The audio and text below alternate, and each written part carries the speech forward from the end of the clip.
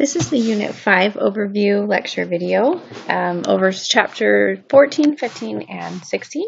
So make sure that you read through all of those in case there are some topics that I miss or are not covering in these lecture videos.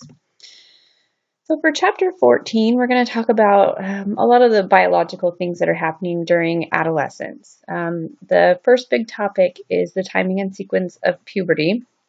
And we've got, some charts that give the average ages of things happening in puberty, the different ranges of ages, because this has a pretty wide varying of times when puberty can happen, anywhere from as young as 8 all the way up to not starting puberty until over 12. So, of course, this is all speaking in generalities, and something to remember is to know your own children or, the child that you are working with to see what their individual circumstances are, because we've got these early bloomers and late bloomers, and there are challenges on both sides of that. Early bloomers for girls have a lot more challenges because they stand out a lot more and they are susceptible to a lot more problems. These early bloomer girls sometimes get into relationships with older boys, which then causes all kinds of problems, and they're at higher risk for a lot of dangerous things like drug abuse and sexual abuse and things like that. So for girls, early bloomers have a little more risk factor, whereas for boys, early blooming is kind of seen as a good thing, and it helps give them that boost of confidence, and it makes them stronger and better at sports earlier than their peers and things like that. So just keep in mind that the averages that we talk about are definitely not across the board for everyone, and some are earlier, some are later, and all of those have their own challenges. When we talk about sleep for adolescents, I think we've probably all noticed this shift for the teenagers of staying up really late and then wanting to sleep in late in the morning. There's actually a biological reason for this. The hormone that causes sleepiness, it's called melatonin. For some reason, during this hormone shift of puberty, melatonin gets pushed so that it's released later in the evening. And so this term is called eveningness, and it is a real biological factor. So when we're giving teenagers a hard time about sleeping in so late in the morning, it's really because their circadian rhythm is kind of messed up during this time, where they're awake later at night and they're not tired, but then in the early morning hours, they're exhausted. So for us, that makes it a little difficult, those of us who have early morning seminary, because that goes complete opposite of what their natural bodies are wanting to do during this time. Okay. In the nutrition section, we're talking about body image and eating disorders, and this is where we're going to get one of our discussion board topics this unit. So just make sure that you know the different eating disorders, kind of what the risk factors are, and then there's a lot of good talks and references on kind of how should we be looking at body image and how to make a positive impression on teenagers, girls and boys. They would both kind of struggle with this in the way our society focuses so much on looks and body image. Some of the health hazards during adolescence would be pregnancy, STDs, and drug use. I would highly recommend, obviously, that you watch all of the videos. One of my favorites, though, from this unit is the Pam Stencil Sex Has a Price Tag video. Those are fantastic. So if you have teenagers or work with teenagers or know somebody that does know teenagers, a really good way to talk to them about some of these health hazards, especially STDs and pregnancy, is to show them some of these videos, because she has a great way of relating to teens. It's much more comfortable to sit down and watch a video together than it is to just come up with stuff on your own. So I show this to my teenagers. I would recommend that you do the same. She's an expert, so I can't say it better than she can. Okay, and then a little bit in chapter 14 about the brain development, which we'll get into a lot more in chapter 15 because that's the cognitive section. But basically, in chapter 14, it starts to explain this process of how the brain is developing during adolescence. So we've got the limbic system that's becoming highly developed during adolescence. It develops before the prefrontal cortex. So when puberty hits, the limbic system starts to really get into high gear. The limbic system is in charge of emotions, thrill-seeking and adrenaline, and kind of these highly emotional, those are the things that are in the limbic system. Then the prefrontal cortex doesn't mature until the early 20s. Some up to age 24, 25. The prefrontal cortex is really still immature. And we talked about this in the last unit as well. So the prefrontal cortex is in charge of decision making and planning, and some people call it the brakes of the brain. Well, you'll see that in one of the video about calling it brakes. It's this warning system of making good decisions and things like that, which to me is just a recipe for disaster. I don't know why our bodies are programmed to be this way, but this is the facts. So in adolescence, we're very much driven by that emotional limbic system, and we don't have a lot of the other prefrontal cortex telling us to slow down and make a good decision. So you'll see the picture in the textbook of a girl jumping off the cliff, and I laugh when I see this because you notice the dog is standing on the cliff, not jumping in after her. So it makes me chuckle because I think, oh, the dog is even smarter than the teenager. So anyway, that's chapter 14. Chapter 15. Okay, so back to the cognitive. Okay, because we've got this sort of imbalanced brain, a highly emotional and not logically thinking brain, got these kind of cognitive traps that teenagers tend to fall into. We slide back into egocentrism. So in the later childhood years, we really made some progress on not being egocentric, but in adolescence, we kind of slide back a little bit into that egocentric thinking due to this imbalance in the brain development. And a few of the things, these fallacies that the adolescent brain likes to do, the personal fable, invincibility fable, and the imaginary audience. So for the personal fable, this is when every teenager thinks that they are the most special and unique and they're going to change the world type of thinking, which isn't necessarily all bad. We want our kids to dream big, so I wouldn't necessarily crush every time we see this personal fable come up. But when you think about it, every teenager thinks they're going to be the exception to the rule, basically. Oh, well, I'm the one that's going to make it in, whether it's sports or I'm going to be a movie star or I'm going to be, I'm going to win the lottery or whatever it is. They always think that they could be the one to make it big, whereas what tiny percentage of the world actually does do those things that they think that they'll be able to do. The invincibility fable is this idea that it won't happen to me. So they logically can think about all these risk factors of the things that, in the risk-taking types of things. They know that smoking causes lung cancer, and they know that you can get pregnant or get an STD if you have sex.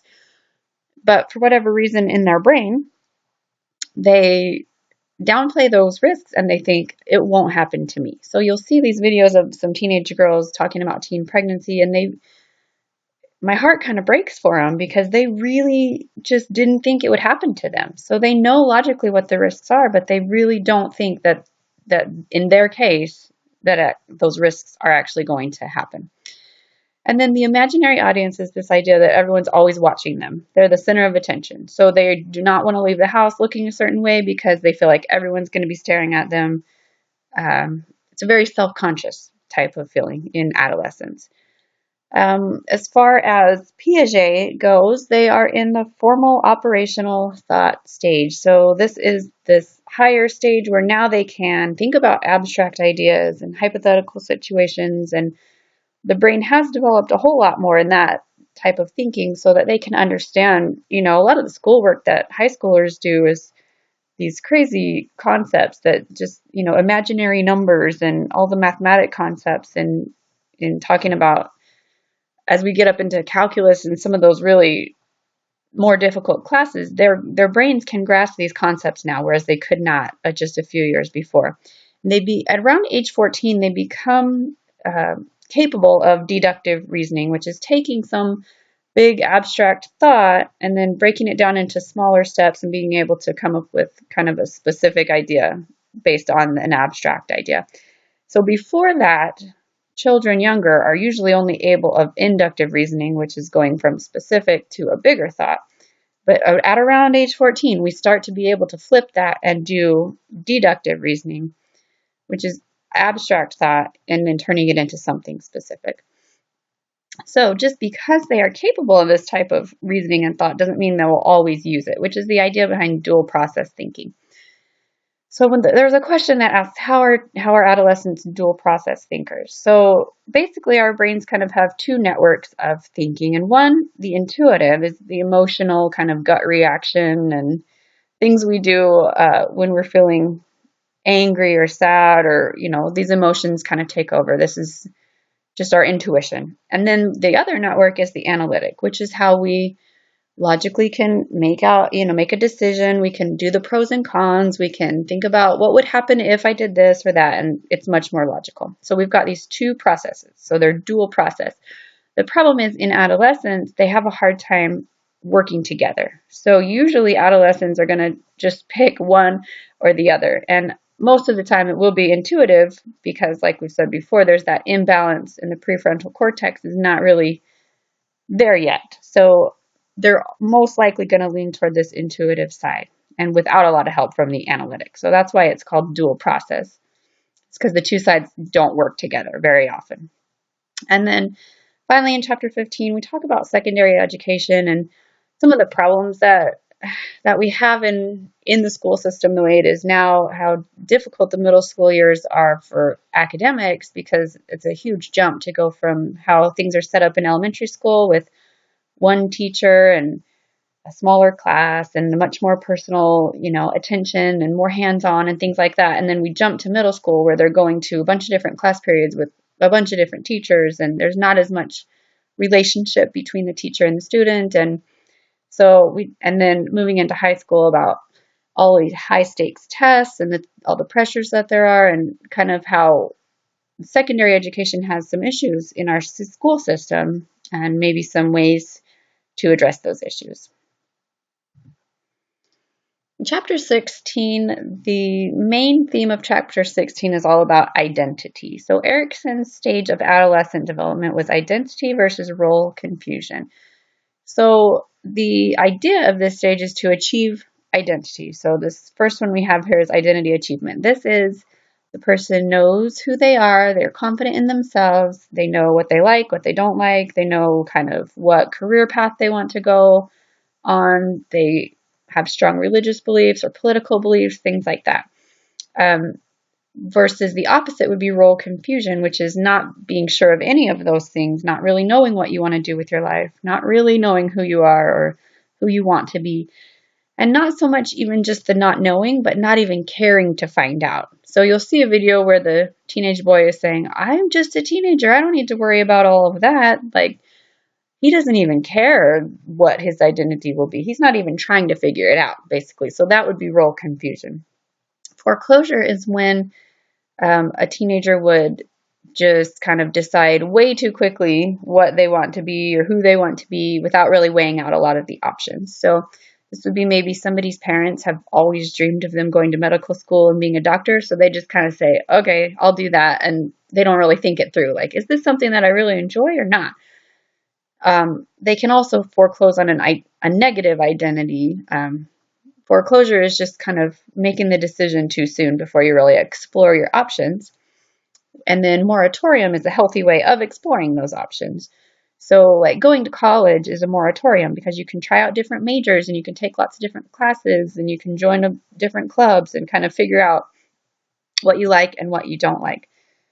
So anybody that's going through role confusion, I would recommend a moratorium where they kind of have a break. They get a little break from having to be thrown into the real world responsibilities and being able to try out a lot of different things and figure out who they are or who they want to be.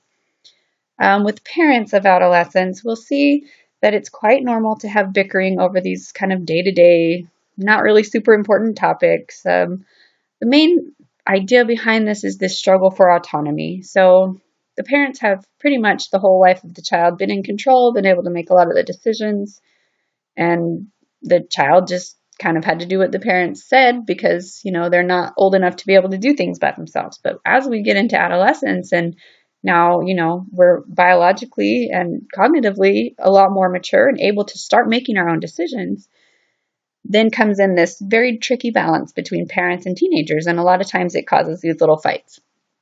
Again, we'll go back to authoritative parenting, which, as we mentioned in the previous units, is the best option for parenting. So we want to be high on warmth and love and affection. We want to be close to our kids and have good relationships, but we also want to set high expectations within, being reasonable and being able to consider circumstances and having lots of conversations.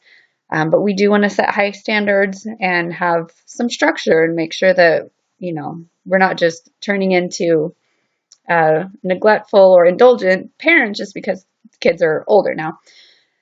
I think when we talk about closeness, one of the hardest things to do as the parent of an adolescent is to figure out that balance. You don't want to smother your kids. You want to give them their wings and let them have some independence, and because they need that. They really do need that autonomy to be able to be successful as adults. We've got to figure out ways to do that without losing that emotional connection and the relationship aspect of it. And it's definitely a tricky balance. So there are 4 kind of points that we want to make sure we're looking at in our parenting style of adolescence. Communication is the first one. So do we have open lines that the kids can come and talk to us and they feel comfortable talking to us, and we, on the other hand, are talking to them about things too. So lots of communication, being open and not feeling like I can't talk to my parents about anything because they'll just yell at me if I bring something up or, something like that. Then support is, am I there when they need me? So if something's going wrong, am I there to help? And vice versa, that we're supportive of each other. We're supporting the things that they want to do. We're giving them opportunities to be able to figure out their identity and who they want to be and supporting them in that.